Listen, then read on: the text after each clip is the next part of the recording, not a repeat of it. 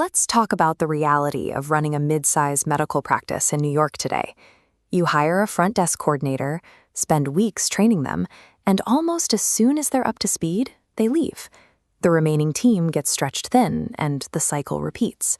This chart shows exactly how volatile this has become. According to the Medical Group Management Association, front office support staff saw a 40% turnover rate in a single year. If you have 5 people at your front desk, you are replacing 2 of them every 12 months. The direct costs of recruitment and onboarding run between $9,000 and $12,000 per position. But that number ignores the weeks of reduced productivity, the overtime paid to the rest of the team to cover the gap, and the inevitable errors during transition.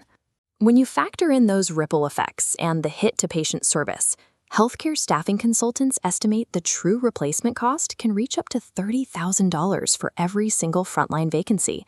Meanwhile, you are competing in one of the most expensive labor markets in the country. Over the last decade, administrative wages have compounded anywhere from 39% to 52%. Relying entirely on a localized New York talent pool to handle basic administrative workflows creates a structural vulnerability that steadily drains practice resources. When the front desk is understaffed, the pressure doesn't stay there. It flows upward through the entire clinical team, forcing highly paid providers to bridge the gap.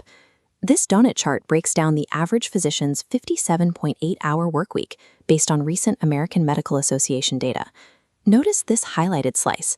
7.3 hours every week go purely to non-clinical administrative tasks. A massive driver of that lost time is the prior authorization process.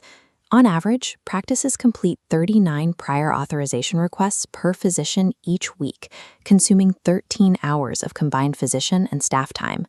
The AMA reports that 89% of physicians say these specific requests significantly increase their burnout. You end up paying top-tier clinical salaries for low-tier data entry. It threatens physician retention and places a hard cap on how many patients your practice can actually see. A growing number of practices are moving away from purely local hiring and adopting a hybrid administrative model.